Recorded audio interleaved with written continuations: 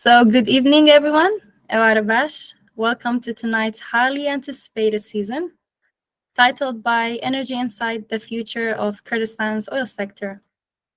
I am Sirwa Ali, SPE Northern Iraq Section Officer and your host for this evening. But before we begin, I'd like to take a moment to introduce our esteemed guest and speaker for tonight. We're truly honored to have with us Mr. Myles B. Caggins, the spokesperson for the Association of Petroleum Industry of Kurdistan, or better said, APIKUR. Mr. Caggins brings nearly 3 decades of experience in public relations, communication, and national security. Prior to his current role, he served as a U.S. Army colonel and led 3 combat tours in Iraq. Most notably, he was the spokesperson for the global coalition to defeat ISIS, where he led a multinational communication team representing 78 nations. His deep expertise in this region and the energy sector makes him the perfect person to guide us through tonight's discussion. So on behalf of the SPE Northern Iraq section, I wish everyone a very blessed week. Please stay connected with us for future events. And Mr. Caggins, would love to start by hearing your thoughts and opening remarks on the current state of the oil sector in Kurdistan and its challenges. Zorspas, Evarabash, it's good to be with all of you tonight. I'll start out by talking about 18 hours ago here in New York City. I was enjoying some of the films and camaraderie at the New York Kurdish Film Festival. And I'm on the board of the New York Kurdish Cultural Center, and this is our 8th year of having a film festival. And after the festival, one of the attendees asked me how I came to know Kurdish people and why I'm still working with Kurdish people. And as was mentioned, of course, I served as the spokesman for the Global Coalition to Defeat ISIS. And that job became a mission for life. And so for the rest of my life, I am committed to working with Kurdish people throughout the Kurdish diaspora. And I have now established my company in Erbil. And in early 2025, I look forward to opening a branch of my company in Qamishli.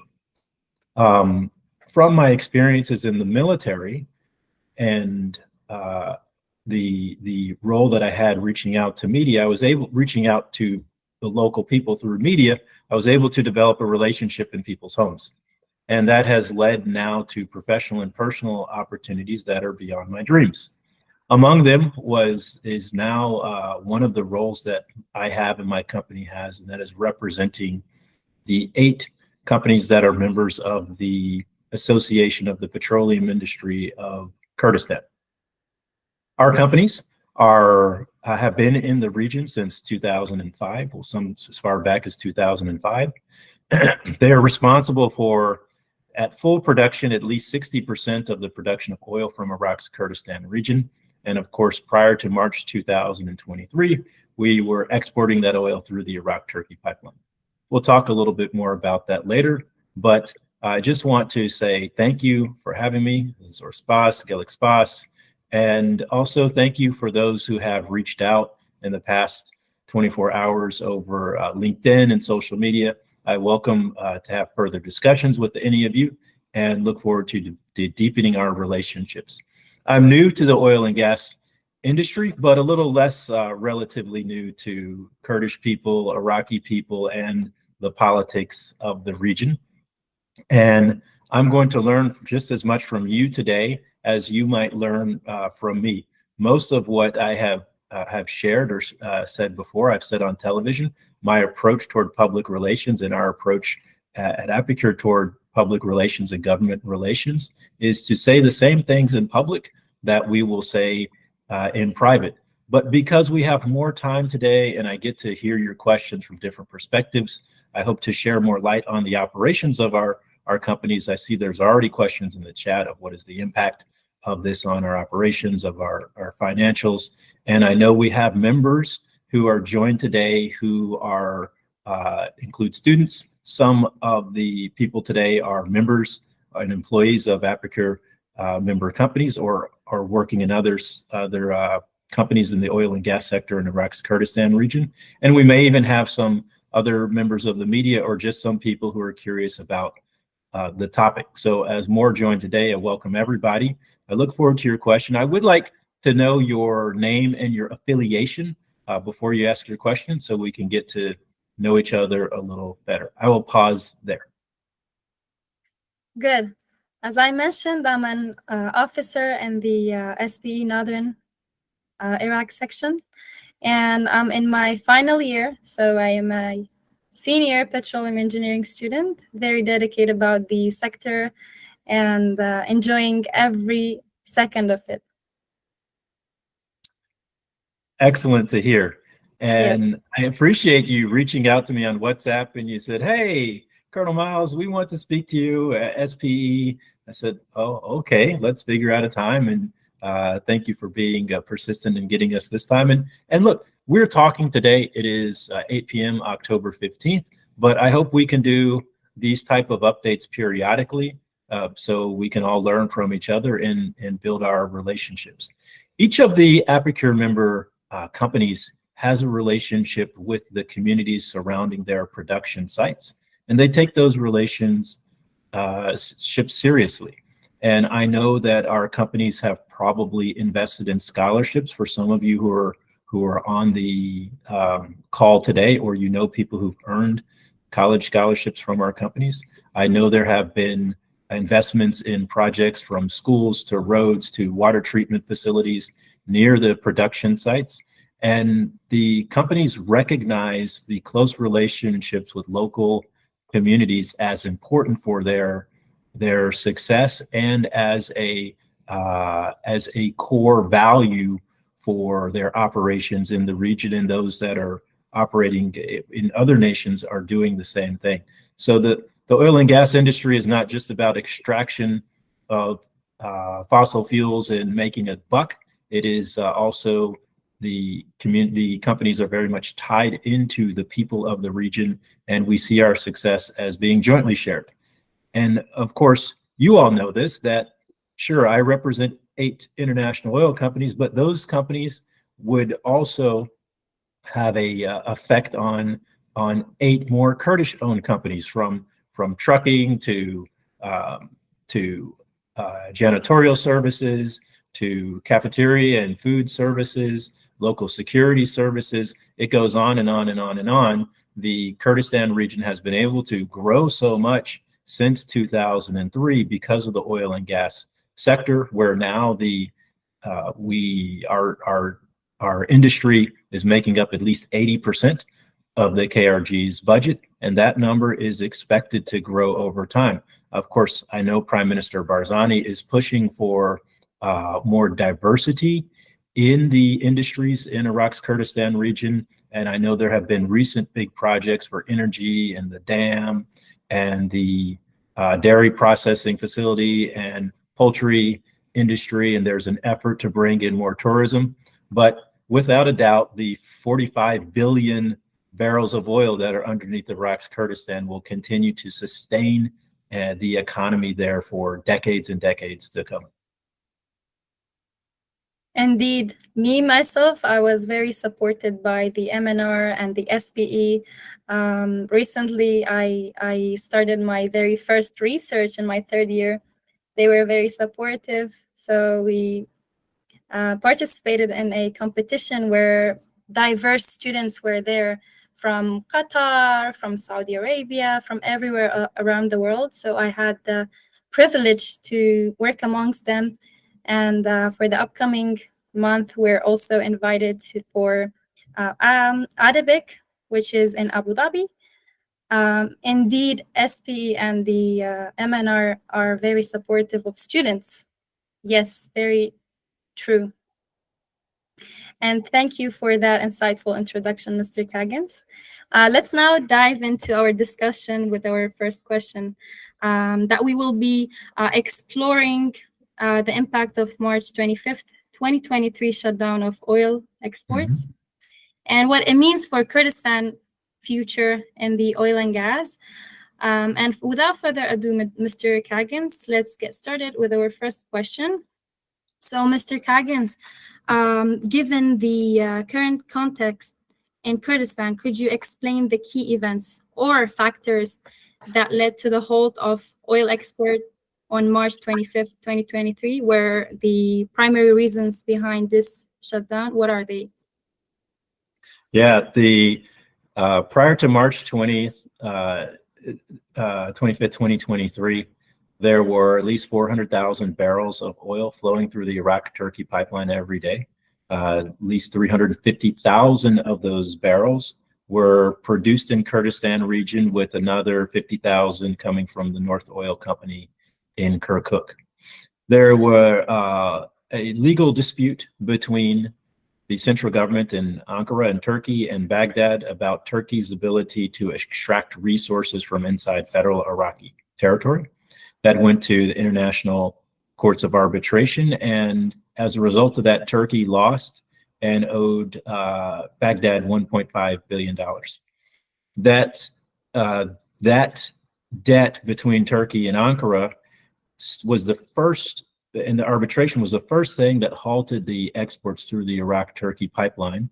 But in October of 2023, Turkey verified that it was ready to receive exports through the pipeline, confirming that the pipeline was no longer damaged from the earthquake that happened earlier in 2023. And the exports have been halted since then because of political intransigence. There have been disputes between Baghdad and Erbil, Baghdad and international oil companies about the path to resume exports through the pipeline. Let me quickly lay out the companies I represent, our position on resuming exports. First, our companies are absolutely committed to their investments in the region. I meet weekly with the CEOs and senior executives from the APIKUR member companies, and all of them are interested in resuming exports, maximizing their production, and continuing to make investments into the region. So to do that, they understand the complex political dynamics between Erbil and Baghdad, and we have laid out our position on what we think would resolve this. Our companies are willing to modify our contracts. Currently, and I imagine you study this in school, the contracts are production sharing contracts between each individual company and the Kurdistan regional government. And those production sharing contracts in general, they have a percentage of 10% of oil is always going to go to the KRG, like a royalty tax. And then there's going to be a split of oil, some that goes to the companies to have to keep their operations going, some that goes to the KRG. You could think of it almost like a share, and then also some that go back in the KRG as a tax, and then a little bit of profit oil for the companies. When I talk about the company's willingness to modify their individual contracts, this means that those contractual modifications must include the counterparty, the companies, the Kurdistan regional government, and then if Baghdad is to be part of the contracts, both sides have to agree to changes that would be requested by the government of Iraq or Iraq's Ministry of Oil. Any modifications, though, we also have our view. Our companies are owed collectively $1 billion from the KRG. So you say, well, why does the KRG owe you $1 billion? What's going on? We have new projects in Kurdistan region. Things seem to be going well. Well, because of the budget issues that have been ongoing between Baghdad and Erbil, the oil that was produced by our companies between October 2022 and March 2023, the money for that, totaling about $1 billion, or about $1 billion of that, was not paid to our companies. More or less, the KRG said, we need this to pay salaries of civil servants. Well, what can our companies do? There's nothing we can do. And then right on the heels of that, the pipeline shut down. So if there are going to be contractual modifications, we need to have a guarantee for past payments and also how future payments are conducted. I'm going to, let me just make a pause. I'm going to continue to talk in English under the assumption that most people are English speakers, but if during the question and answer time somebody wants to ask me a question in Kurdish, we can do interpretation for that. Perfect. Okay. I can translate them all. Okay, thanks. So continuing on, any contract modifications, as I said, must include past, how are we going to get the money for the past payment? And then how are we going to guarantee our money for future production and sales? We recommend that the Kurdistan Regional Government, the Ministry of Natural Resources has said this, that the sales at Ceyhan Port are coordinated through SOMO out of Baghdad. And SOMO will have full tracking of the volume of sales. SOMO can facilitate the sales. And we believe that the payments should come from the Iraqi Ministry of Finance as direct payments for the sale. So for instance, if I'm selling a pin at the port of Ceyhan, when I sell the pin, somebody should give me $1 for the pin that is sold. The pin should not be sold, and then we have to wait for some political agreements in Baghdad and Erbil and some changes to budget law, and somebody doesn't like somebody and somebody's upset because they have not reported the civil servant's name and rosters, and they feel that they're not getting a distribution of taxes for non-oil products. We don't want to be part of any of that anymore. We say if we're producing oil, let us sell the oil and have an immediate payment from the Ministry of Finance or an escrow account. This means that there are some millions and billions of dollars set aside. So in case there are any delays, we just get a draw from that pool of money and we can continue to finance our operations, pay our employees, and take care of our shareholders and stakeholders who have invested in our operations in the region. This is something that Baghdad has requested. So we understand Baghdad's request, and we think this would be the best path forward and the quickest path forward to have a new sales agreement if there are any contractual modifications. And finally, we do stand firm. Our contracts are valid and recognized by the London Courts of Arbitration.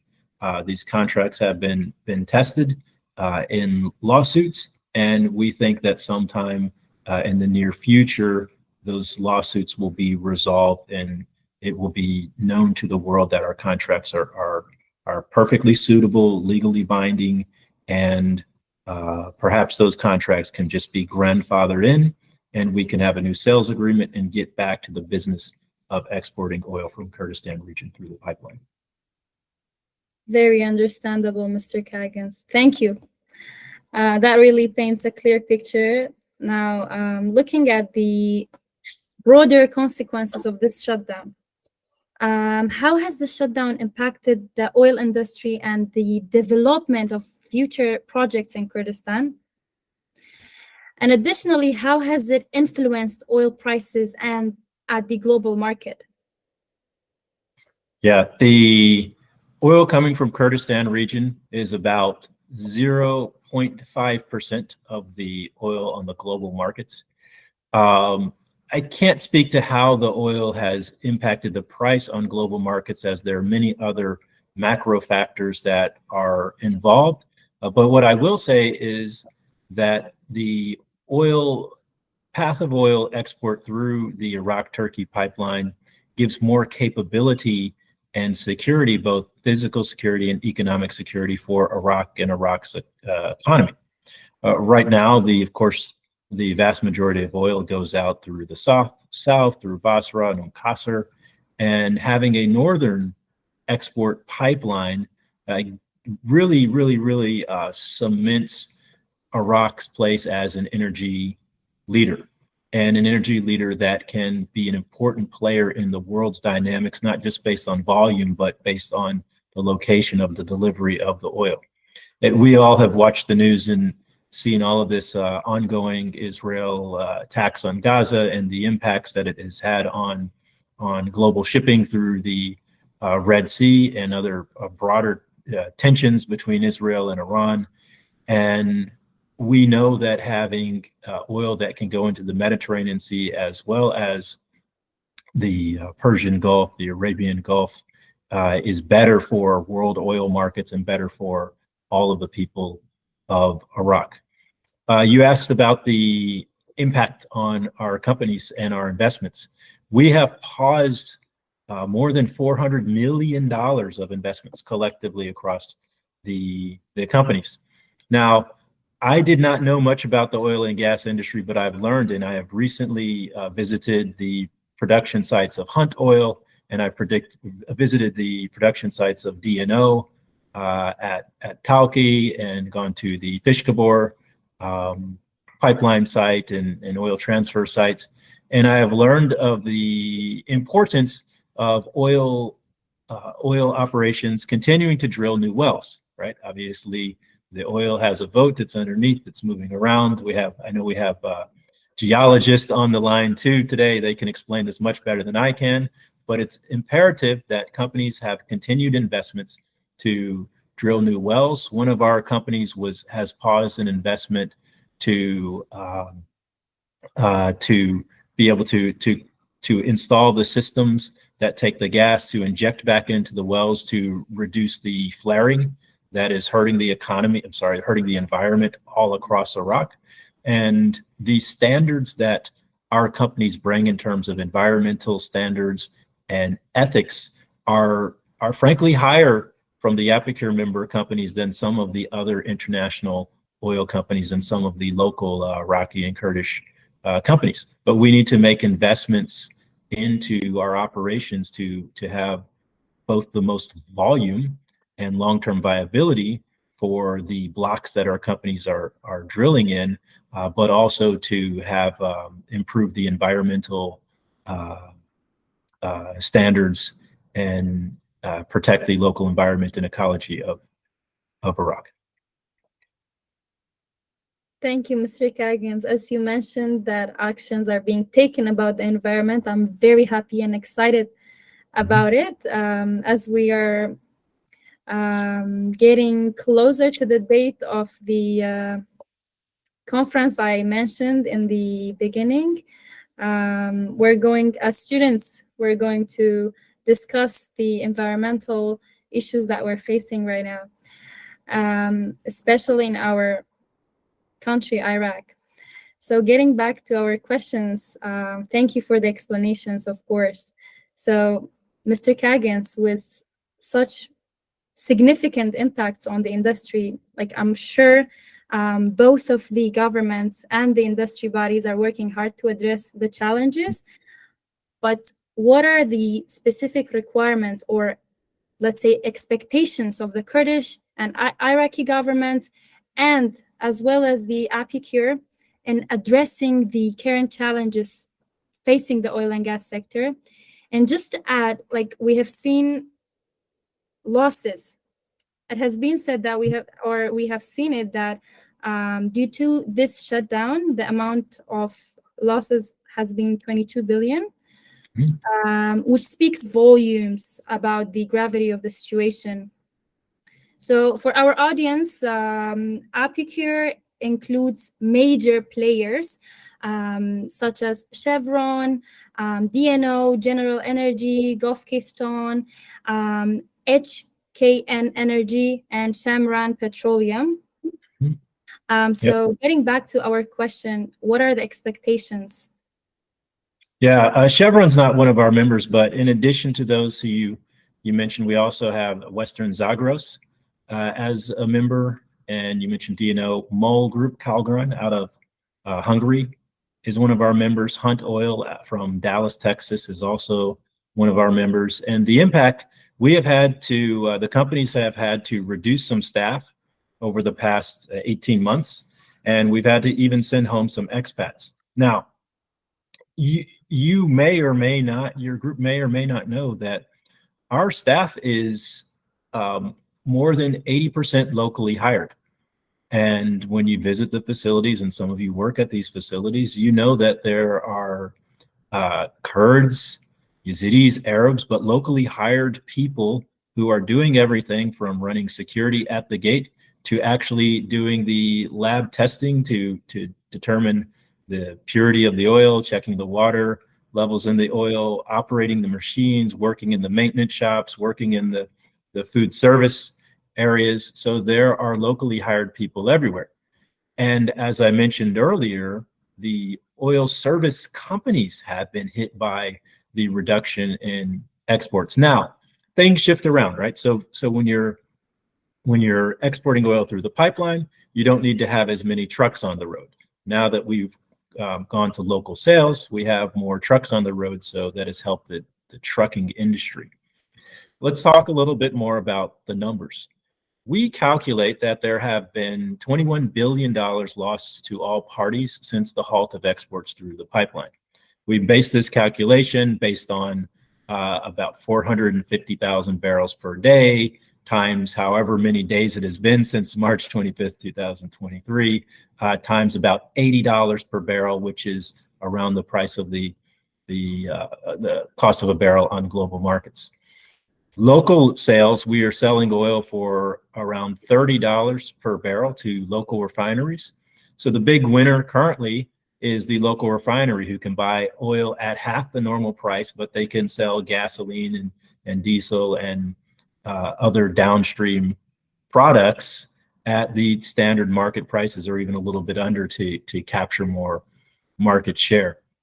But we know that the most volume and the biggest benefit for all of the people in the region and our companies and the governments will be when we're exporting onto the global markets. Nice. Nicely stated, Mr. Caggins. So diving deeper into the discussion, like with such high stakeholders involved, there must be concerns about the long-term impact or on the oil infrastructure. So I'm asking if there is a risk of permanent damage to Kurdistan's oil infrastructure in the shutdown, if the shutdown continues for an extended period.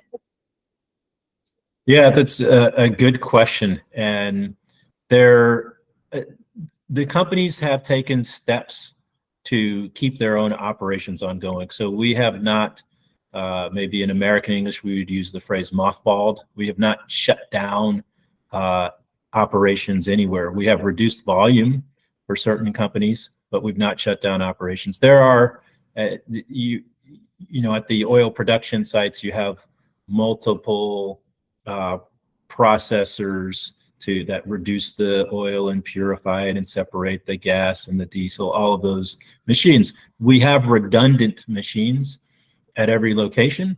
So there are times where where previously we might have had two of those machines going on at once to make full production. Now we have one on, turn it off, and have the other on, just to make sure everything is going, all the mechanicals are working, all the parts stay lubricated, the pressures are all right. And making those decisions has enabled us to reduce wear and tear on the machines, but also prevent the many challenges that would happen if you completely shut down the production. As you know, as the geologists know, that if you turn the well off, if you turn it back on, the oil might not come back up immediately, or you might have to do other things to inject to get the oil out. So there's just different ways. But right now, there has not been any long-term damage or impact, but there has been, as I mentioned before, the delay of investments. We want to drill more, keep our production as high as possible, and then also make investments to some companies want to make investments to have a cleaner operation. Thank you, Mr. Caggins, for noticing the word shutdown. So as Kurdish students, it's a common word that we use amongst ourselves or amongst the engineers we're meeting from day to day. So we use the term shutdown. We know that there are partially companies producing, but as I mentioned, there is a word shared between us called shutdown. So, Mr. Caggins, given these challenges, I think everyone is eager to know that when we might see the situation stabilize, and how long do you anticipate the shutdown will last, and what can people expect in the meantime? Yeah, in the meantime, we will continue to have local sales, and those local sales continue to make our companies profitable, but profitable, some more American English, keeping your head above water is okay, but we really want to be thriving. We want to surf on that wave of oil like we were before March 2023. Here are some of the steps that the IOCs, the international oil companies, and APIKUR companies have taken, APIKUR in particular. Our companies we're in regular communication with the Ministry of Natural Resources, Dr. Kamal and all of the team there. And we have some agreements in principle for what we would do to resume the exports. That includes, as I mentioned earlier, both Ministry of Natural Resources and our companies agree that sales agreements through SOMO is the best way to proceed in the future. Another thing that we have done is extensive outreach to the U.S. government. We know that the U.S. government has the strongest bilateral relationship with Baghdad and might be able to influence the political leaders in Baghdad to change their policy related to the Iraq-Turkey pipeline. That has resulted in some outcomes. When Prime Minister Mohammed Shia al-Sudani visited the White House in the spring, the Prime Minister and President Biden issued a joint statement, and in the joint statement, they both mentioned the importance of restoring exports through the Iraq-Turkey pipeline. We saw in New York a few weeks ago, not too far from where I am talking to you, there is the United Nations General Assembly, and U.S. Secretary of State Antony Blinken met with Prime Minister Sudani, and you can read their statement from that meeting.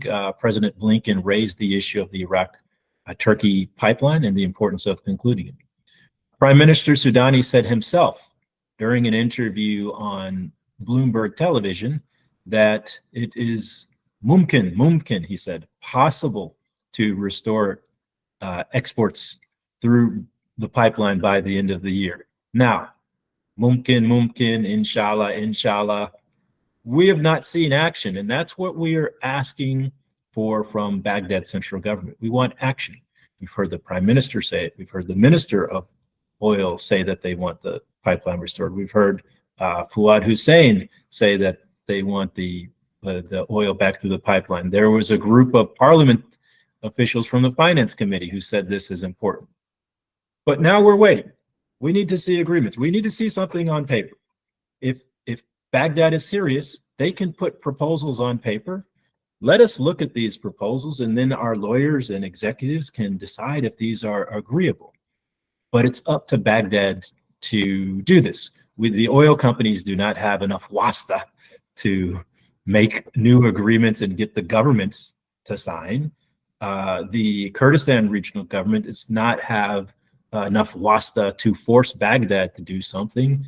So we all need to work together, and we need the leaders in Baghdad to follow through on what they say is a priority. This is important for them. The Minister of Oil has said publicly that he wants Iraq to be exporting 6 million barrels of oil in a few years. Right now, Iraq has a capability of exporting about 4 million barrels per day. If the nation is going to be exporting 6 million barrels per day, that will require more production from Iraq's Kurdistan region. So our view for the 8 companies I represent is we just want to help you achieve your goals, Prime Minister Sudani. We want all of your people to benefit from the oil, and also we feel that you should be treating our companies that are working in Kurdistan region the same way you treat the companies that are working in federal Iraq in the south. Why are we treated any differently? So that's why we are continuing to ask the White House, the U.S. State Department, members of Congress, as well as the Department of Commerce and Treasury to continue to encourage and influence the government of Iraq to present proposals and have agreements. We've been talking for months. Now it is time to see some written proposals that we can work toward agreements to get the oil back through the pipeline as soon as possible. Thank you, Mr. Caggins. Me, myself, as an Iraqi-American exchange student, I had the privilege to see the White House and take a picture with it, but I never visualized such event was going on there. Thank you for sharing it with us students. And of course, the political aspect is critical in finding a solution, as you mentioned. So I'm asking, what are the actions that are being taken to resolve the political issues between? Yeah, I mentioned the actions that our companies have taken, the follow-on action by the U.S. State Department. We even had our American Undersecretary of State for Policy who met with the Deputy Prime Minister of Iraq, and he raised the Iraq-Turkey pipeline. And there were, here are the top two issues from the U.S. Iraq bilateral relationship. Number one issue is the presence of U.S. troops in the global coalition to defeat ISIS. Well, we have seen announcements related to the end of the global coalition to defeat ISIS and the transition to a bilateral relationship between the U.S. and Iraq, Norway and Iraq, UK and Iraq, Finland and Iraq, Italy and Iraq, all of these different nations that have military forces in Iraq. And there are not many military forces there. When some of you were children or some of you who are a little bit older, you will remember that in 2003 and 2004, we had more than 150,000 American troops and coalition troops in Iraq. Since 2014 and the war against ISIS, there's really not been more than 8,000 troops at peak, and now they're around 3,000, 3,500 troops. You almost never see them. Maybe sometimes you'll see a helicopter, but we used to be everywhere. In 2003, I was a captain in the army in Diyala province, and I was in Bakuba, Mansuria, Muqtadiya, Jalula, Kanakin, Baladruz, Mandali. It was all over the place, and that was just me. And so we were everywhere. There's not many troops now. Again, this is politics. The American president wants to say that they've ended wars in the Middle East. The Iraqi prime minister, being pressured by political groups in Iran, wants to say, oh, we kicked the Americans out. But then there's also this dance where we want to stay in close contact too, because we know it is better for our joint security arrangements and interest, both for the ongoing defeat of ISIS, but also other regional stability and security issues. I will reiterate, though, that Baghdad must take action. We cannot force them. And I'm not here and I don't ever go on TV looking to pick fights with Baghdad. We want to work together with Baghdad and the Ministry of Oil to achieve their goal. They are the ones who said they think it is important to export oil through the Iraq-Turkey pipeline. Baghdad is the ones who said we want our brothers in the KRG to have a strong economy. Baghdad is the one who said we want to increase export capacity to 6 million barrels per day. We're saying, IOCs are saying, we have made investments here. It did not cost you any money. Just let us do our job and export oil, and everybody wins. Thank you, Mr. Caggins. So as we talked about the plans that are being taken, so are there any alternative routes like being considered to continue the exports despite that? Yeah, the very last resort, and this is not something we want to do, we could challenge the Baghdad in court, but that's not what we want to do. It's very expensive. It takes a lot of time, and we already know our contracts are valid, and we think that it's much better just to have a quick discussions and come to new written agreements to resume the exports. We also recognize that in a few days, there's going to be parliamentary elections in Kurdistan region. I see these pictures of these big political rallies. It seems that the prime minister has a new project he's opening every day. Mr. Bafo Talabani is having huge, thousands of people. There's flags and banners everywhere. It's a very interesting time for the election. So we know that this is the priority focus for the KRG for the next few days, and then forming a government afterwards. So we think that, as soon as November comes around, we can really continue to push diplomatically to start to have these new agreements. As we're talking about the election and as we look ahead, how do you see the relationship between the key stakeholders evolving? Oh, there's a lot of stakeholders here. I know this. I know that the companies that are with APIKUR will work with whoever is in charge of the government. Think about back in 2003, when these companies started to come over and make investments, there was really no Ministry of Natural Resources. These were companies that were making a gamble, a bet to say, all right, we know there's oil there, and we're going to invest in it, and we're going to build this industry from the ground up. Of course, Saddam Hussein did not allow Kurdistan region to have an oil and gas industry. And the production sharing contracts are set up and established in a way where the companies make the risk and the companies make the investment. It's not a burden on the Kurdistan regional government or the local government or the people. And that mindset has also, our companies are willing to work with whoever is in political power, but we will stand firm and have agreements that are going to benefit our stakeholders, right? If it's just too expensive to do business there, if it's too risky to do business, then our companies would go invest in other places. You have to be able to make some sort of profit and realize your investments over an investment timeline.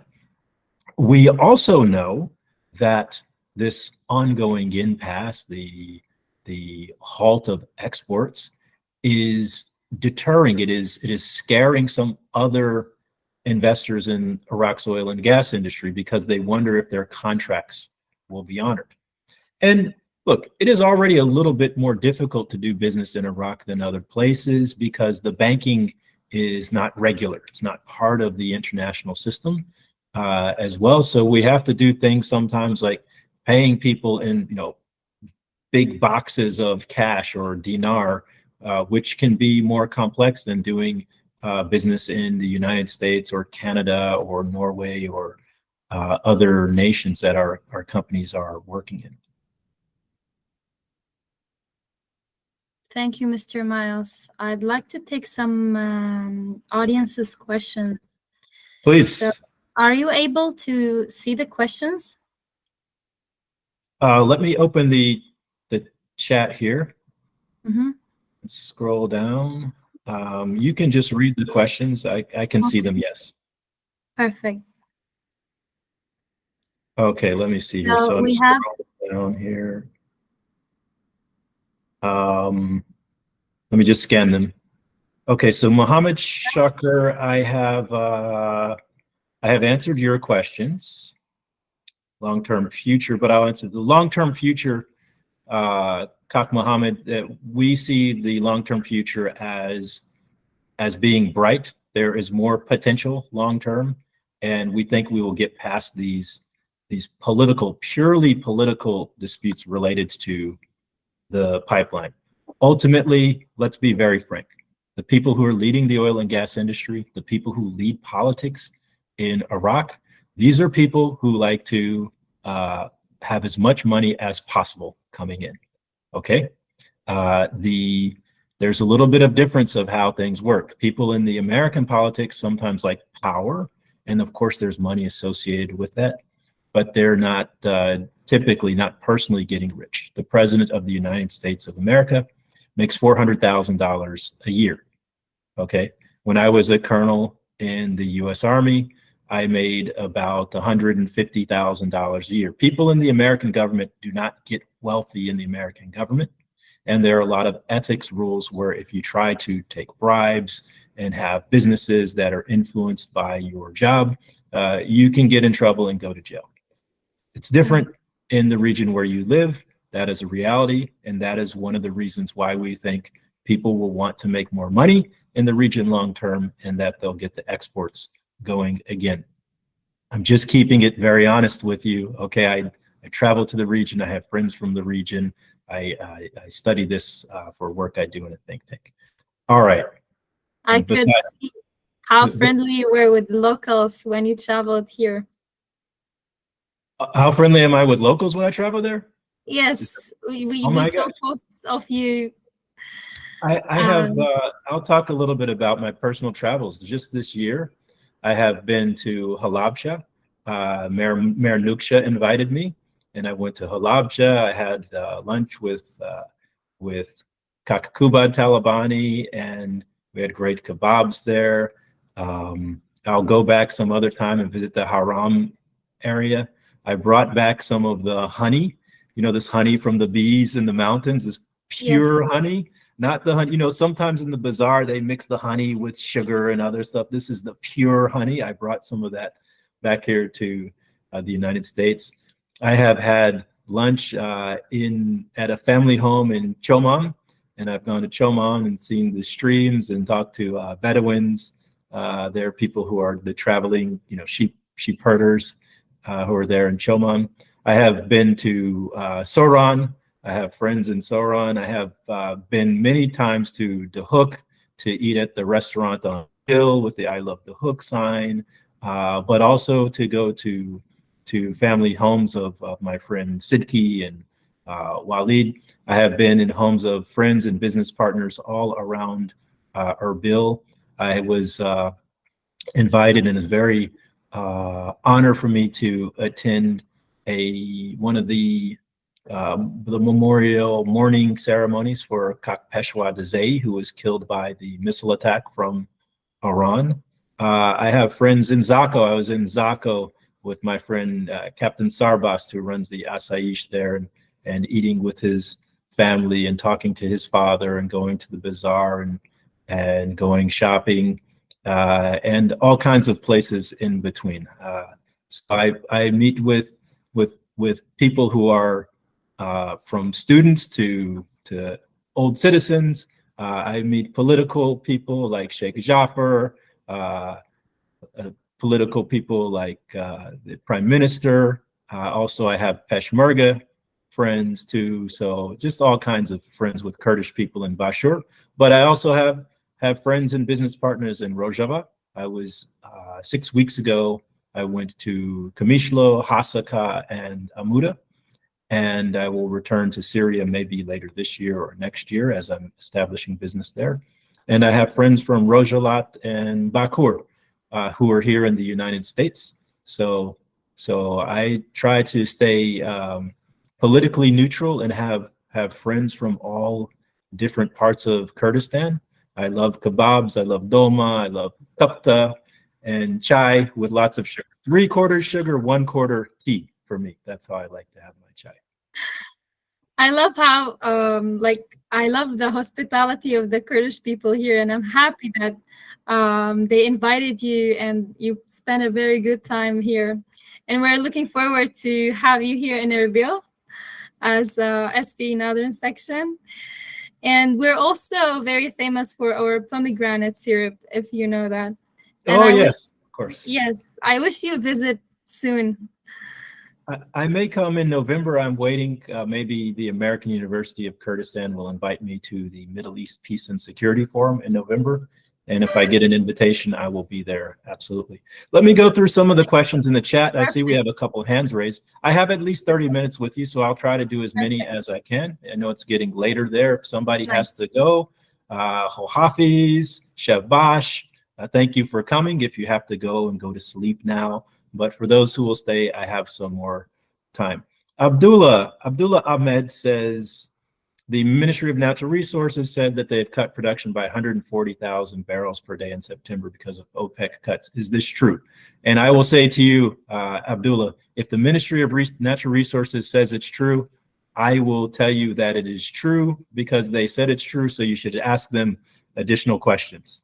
Let's go down here. Mohammed Shakar says, I am an English interpreter and translator. What are the immediate economic repercussions of the export halt on the Kurdistan region, particularly regarding government revenue and public services?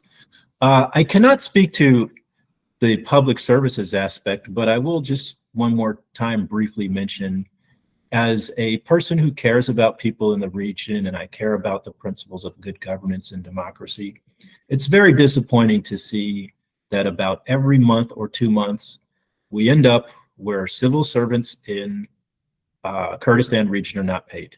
The Peshmerga are not paid. The teachers are not paid. And then there's a meeting and we will see the prime minister, Kak Masroor, go down. We even saw Imam Massoud go down to Baghdad, and they have these meetings and take the photos. Kak Nechervan goes there and they say, okay, we have an agreement. And then Baghdad sends money and everybody seems happy.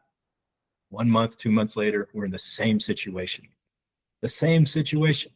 This is very frustrating for me to see, but it's extraordinarily frustrating for the workers in Kurdistan region who are trying to pay their bills, feed their family. And there is a mental and emotional toll. And that is why the politicians should stop playing games. The money is there. Iraq is a very wealthy country, #2 producer of OPEC. There's enough money for the salaries for civil servants. And this is a bigger problem than actually the halt of exports through the pipeline. But thank you for your question. Continuing down. Yes. Mr. Caggins? Yes. I'd like to remind the participant that we take the questions only from the comment boxes. So please ask your questions there. And Mr. Myles, I would like you to skip the questions that you think you have already answered. Thank you. Yes, I am skipping the ones I've already answered. Perfect. Ministry of Oil, there's no issue on our side. We are in agreement with them. However, Iraq has raised concerns of the cost. Okay, the cost per barrel. So Hakar Saleh has a question about the cost.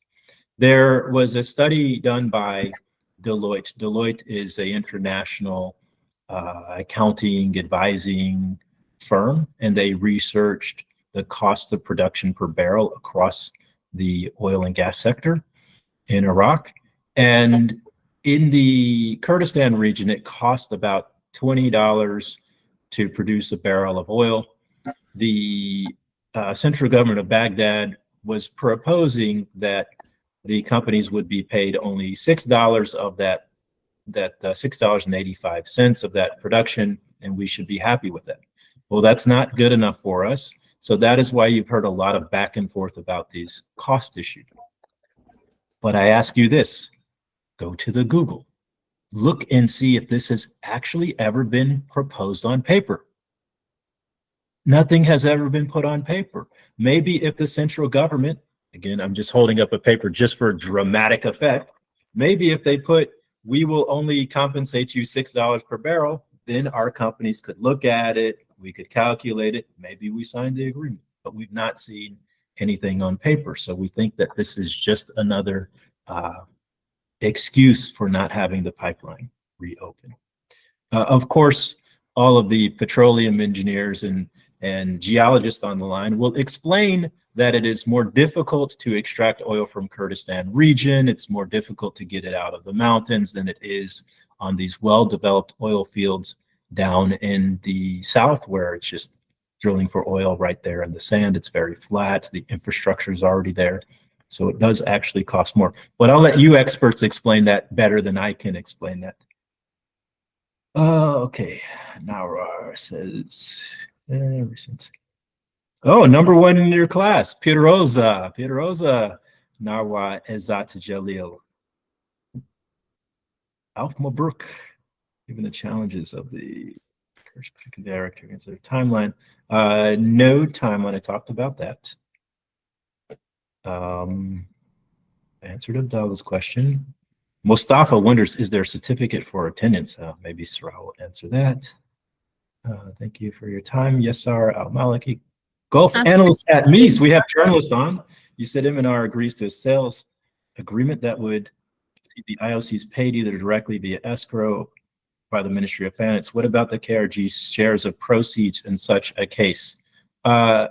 Yasar, I don't know about the processing of the KRG's share of proceeds in this case, so I don't want to speak for them, but I do want to emphasize that in principle, we definitely agree to looking at sales agreements. Of course, such agreements would have to be written, but in principle, we agree to sell the oil through SOMO at Ceyhan. There's no details related to this. Again, that would be something that would have to be ironed out. So I'm only comfortable speaking to the principals now, and I'm not sure of the M&R's view on how they would like to receive the payments. Under the current production sharing agreements, the Ministry of Natural Resources and Kurdistan region government receive a share of the actual oil production. So if, let's say, 100 barrels are produced one day by a company, maybe the share for the Kurdistan region is 40 barrels, and the Kurdistan regional government can do what they want to with that. They could, just light it all on fire if they wanted to, or they could sell it to Ceyhan, or they could sell it to local refineries. It is their share to do with it as they wish. Okay. Why does the Iraqi Roshan Ibrahim, why does the Iraqi government treat companies differently in Kurdistan? You all have lived the history between Iraq and the Kurdistan region. You know what Saddam's regime did to you, but there's even broader history of how the Turks, the Persians, the Arabs have treated the Kurds. That history extends into this current political disputes. Prime Minister Barzani spoke about this. I think he did an interview with Al Hadath Al Arabiya a few weeks ago, and he spoke very candidly, very frankly about the challenged history between people of the region that extends to the politics. We have a couple more questions left. Mr. Caggins. Okay. Yep. Now the freeze in hiring and many layoffs actions, and particularly for Rush graduates. Are there any specific initiatives or plans to support young professionals entering the industry? Each of our companies, occasionally I'll get a message on WhatsApp or LinkedIn of somebody saying, "Hey, I'm a new petroleum graduate. Can you get me a job?" Well, at the association, we don't hire staff for the companies. The companies build their staffs in their normal recruiting and human resources process. But what I'll also add is the halt of exports and the reduction of our company's revenue and profits has limited some of our corporate social responsibility. And once we see full exports resume, we will be able to fund more scholarships, and we will have more production sites, and there will be additional jobs. Also, of course, the APIKUR companies directly hire more than 2,000 people throughout Kurdistan region, but there are many, many other service providers that have had to pause or reduce their operations during the halt of exports through the pipeline. So we know that the pipeline being open means more jobs for everybody. Mr. Myles? Yes. Thank you for explaining all that. Myself, I had the very same question. Like, we students are struggling to even find summer trainings or internships into the local or international companies. Thank you. And I would like to ask a couple of questions and then get back to the comment section, if that's okay with you. Sure, no problem. So, as you mentioned, history, learning from history.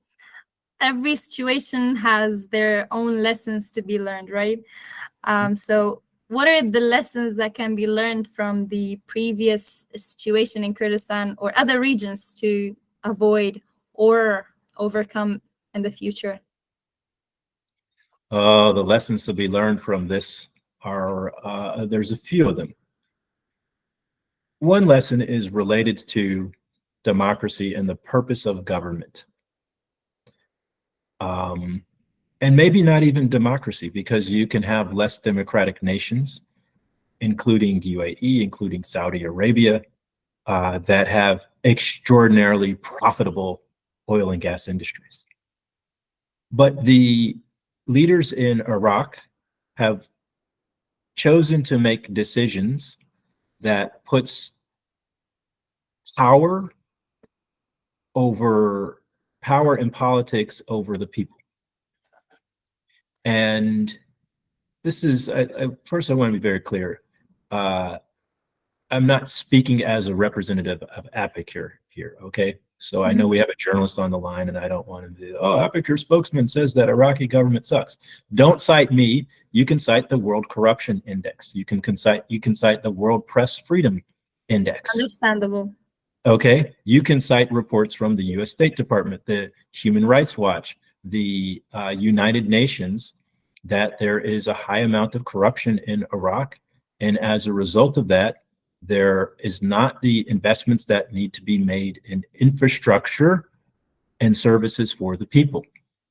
Again, the journalist who's on the line, don't say Myles Caggins said this and he's indicting the people. Look at what the people did. The people have had up in the past several years, people have had uprisings in Nasiriyah, in Amara, in Najaf, in downtown Baghdad, because they're unhappy about the government not delivering services for them. In Iraq, is there 24 hours of electricity? No. Is there 24 hours of electricity in Kuwait? Yes. Kuwait borders Iraq. Is there 24 hours of electricity in Saudi Arabia? Yes. Saudi. In Jordan? Yes. Yes. In Turkey? Yes. In Syria? No. Syria is a whole mess in and of itself.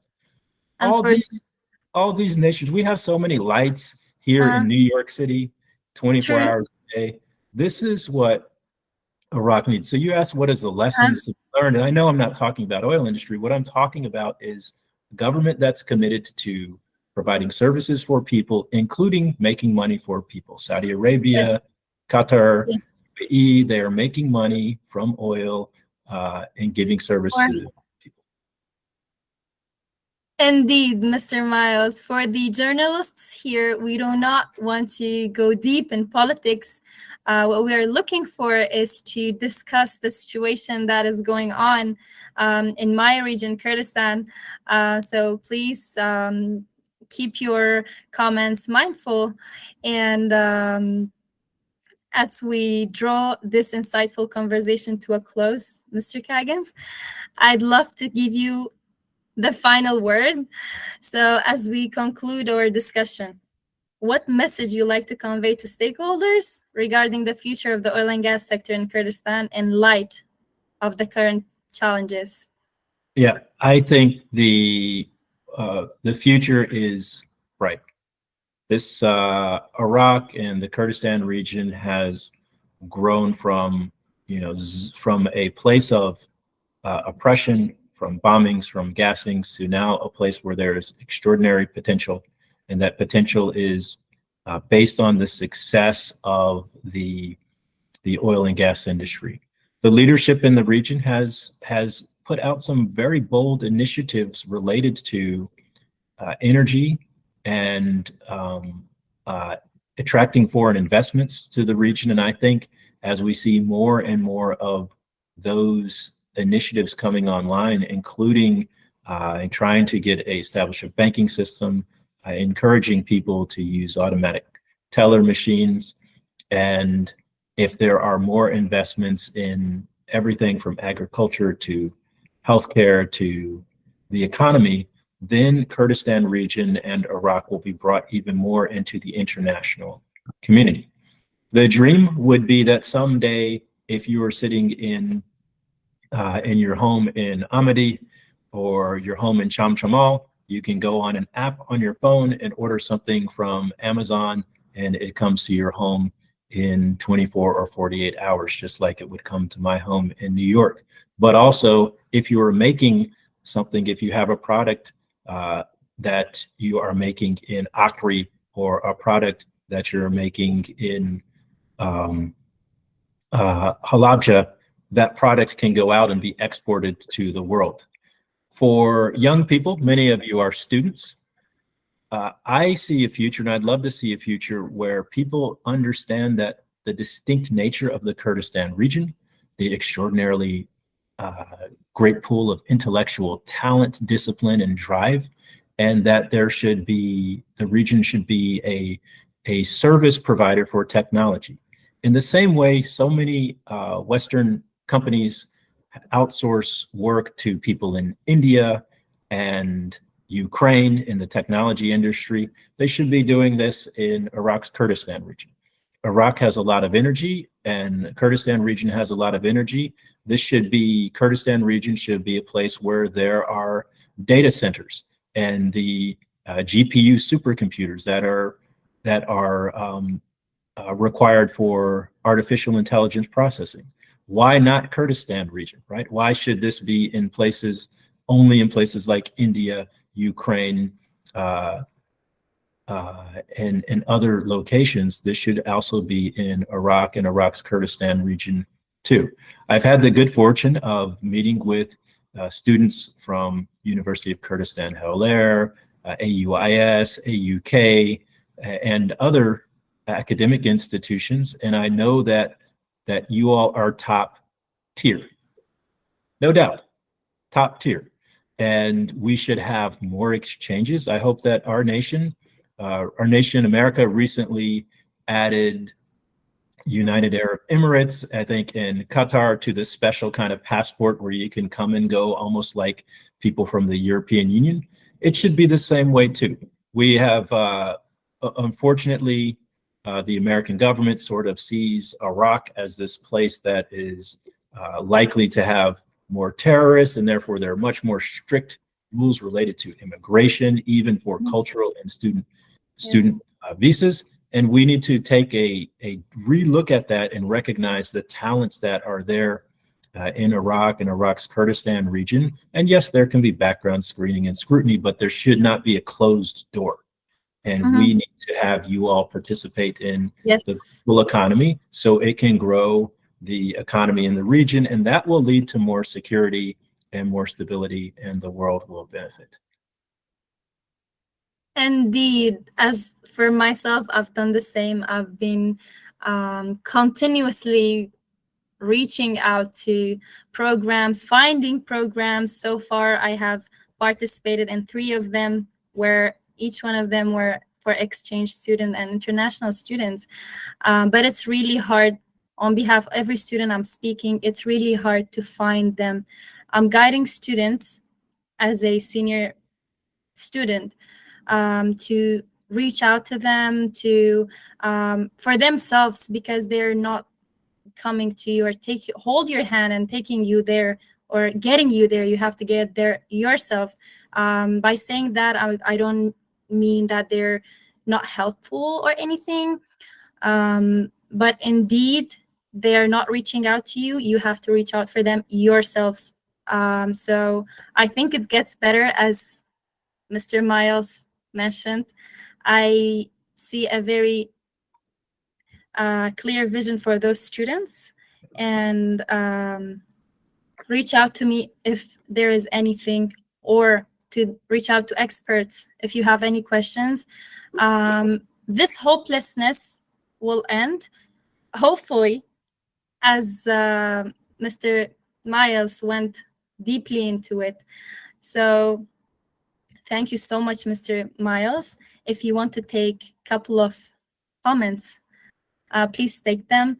And I really wish that I can lead a very comprehensive program for women in STEAM in Kurdistan, in Iraq, and especially Kurdistan, since I'm from here originally. And if you like to take a couple of questions from the comment section, please do, as we're heading to our end of this session. Okay, I'm putting a couple of links in the comments. Perfect. The people can also reach out to me on LinkedIn, and I'm happy to break bread with you. Maybe we can go to, let's see, before I conclude. Yes, oh yeah, no, yep. So Perfect. some people had all their questions answered.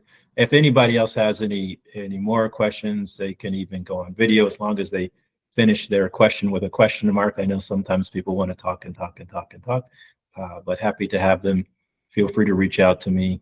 I look forward to working in the region with you a long time, and as my company grows, I'll need to have talent there locally. I have my country director in Iraq is Kakneraman Arwami. He is in Erbil. Actually, he lives up on Firmum, and we're looking forward to grow. I had an intern. Her name was Hilda Hanna. She graduated from UKH in May, in the beginning of the summer. And I have Miss Ashna Khader, who is a project coordinator. She lives in Saran and just earned her master's degree. So we are looking to build the staff there. My company is called Words Warriors. And of course, I'm working with APIKUR and representing them, but my company is called Words Warriors, Shirvan and Pevan, for those who are speaking Kurmanji. And we, in the United States, we do translation, interpretation, and public relations services. But in Kurdistan region, we will be doing a wide range of projects with the U.S. military, State Department, USAID. We are just getting started and look forward to growing each day through our relationships and knowing that we can have extraordinary talent on our team that are local talent from Kurdistan.